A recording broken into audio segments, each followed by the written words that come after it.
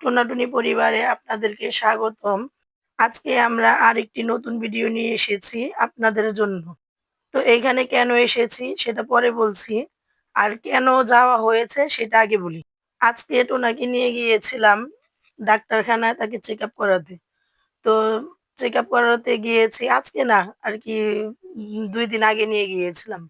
তো ডাক্তার তাকে ধরে বলল কি যে, "আপনি খুবই টেনশন করেন। আপনার শরীরের কন্ডিশন বেশি ভালো না। আপনি আপনাকে কিছু পরীক্ষা দিয়ে আপনি পরীক্ষাগুলো করে নিয়ে আসবেন। তারপর আপনাকে আমরা মানে সেটা দেখে ওষুধ দিব।" তো যেই বলা সেই কাজ। তো আমি ২ দিন পর নিয়ে গিয়েছি টোনাকে চেকআপ গুলো করাতে। তো তাকে ৮ টি পরীক্ষা দিয়েছে। ৮ টি পরীক্ষা দিয়েছে। পরীক্ষার বিল এসেছিল ৳৯,০০০ তারা ডিসকাউন্ট দিয়ে ৳৭,০০০ করেছে।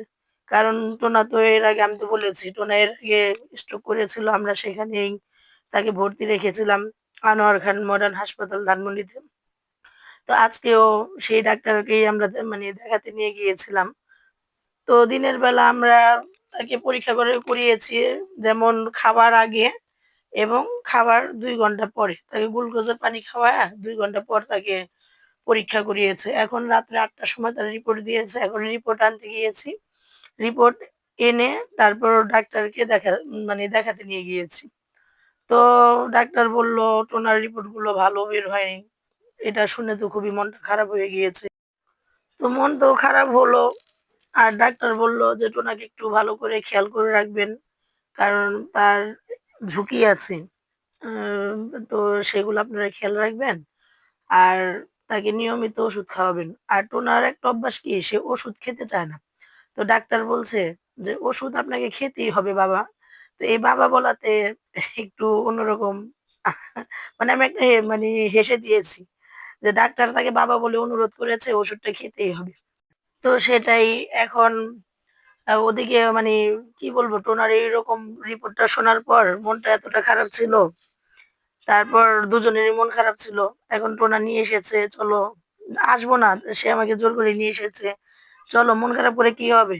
এখন আমরা একটু নাস্তা করি।" তো এই আমেরিকান বার্গারে আসার একটি কারণ যে আমার একটি প্রিয় জায়গা, ভালো লাগার জায়গা। এটাতে আমি সবসময়ই আসি। তো আজকেও এসেছি। আর আজকে একটি কথা বলবো। কথাটি হচ্ছে আমি তো সবসময় কিছু না কিছু বলি আপনাদেরকে। আজকে বলবো যে আমি জীবনের সবথেকে বড় একটি ভুল করেছি। ভুল বলতে কি যে বাল্যকালের বন্ধু-বান্ধব যে বলে বিশ্বাসী বন্ধু। তো এই জিনিসটা না আসলে করা উচিত না। কারণ কেন উচিত না? বাল্যকালের বন্ধু-বান্ধব হচ্ছে এক রকমের মন মানসিকতা। আর যখন বড় হয়, ঘর সংসার হয়, তখন তাদের মন মানসিকতা অন্যরকম হয়ে যায়। সময়ের সাথে, সাথে সবকিছুরই একটি পরিবর্তন আছে। পরিবর্তন হয় কারো সফলতা দিয়ে। কারণ বাল্যকালের সময় তো কারো মনে কোনো রকমের উদ্দেশ্য থাকে না, সফলতার কোনো চিন্তাভাবনা থাকে না। আর সামনের দিনগুলোতে তো সবাই তাদের সফলতা নিয়েই চিন্তা করে যে কখন সে সফলতা অর্জন করতে পারবে। তো সেটাই সবসময় যতই ছোটবেলার বন্ধু হোক আর যতই পুরাতন বন্ধু-বান্ধব হোক না কেন, সময়ের সাথে, সাথে কথা বলার ধরন পাল্টিয়ে ফেলবেন। পাল্টিয়ে ফেলবেন কি আমি আপনাদেরকে উদ্দেশ্য করে কোনো কিছু বলছি না। আমার উদ্দেশ্য করেই আমি বলছি। আমি কিন্তু সবসময় বলেছি আমি কারো জীবনের গল্প নিয়ে আসি নাই। এখানে শুধু টোনাটুনির গল্প নিয়ে এসেছি। আমার নিজের জীবনের গল্প নিয়ে এসেছি।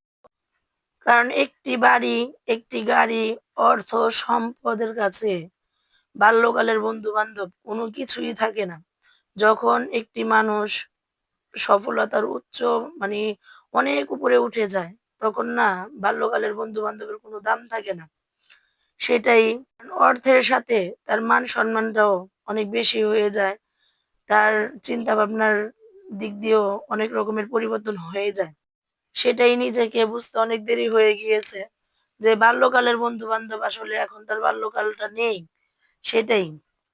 বন্ধু-বান্ধব যতই বাল্যকালের থাক, ছোটবেলার থাক, সেটা সেখানেই থাক। বড় হওয়ার পর যখন ঘরবাড়ি হয়ে যায়, টাকা-পয়সা হয়ে যায়, জীবনটা নতুনভাবে পরিবর্তন করে, তখন নিজের থেকেই বুঝতে হবে যে মানুষের দিক দিয়ে মানুষের মন মানসিকতার দিক দিয়ে অনেক পরিবর্তন এসে পড়ে। তো সেটাই আজকে আর কি বলবো? আজকে অনেক কথা বলে ফেললাম। হয়তো অন্যদিন অন্য কোনো ভিডিও নিয়ে আসবো। আর আজকের কথাগুলো বলতে গিয়ে আমার অনেকটা কষ্ট লেগেছে যে বলার বাহিরে। আর আপনারা আমার টোনাটুনি চ্যানেলটাকে বেশি করে সাপোর্ট করবেন। ধন্যবাদ। আল্লাহ হাফেজ।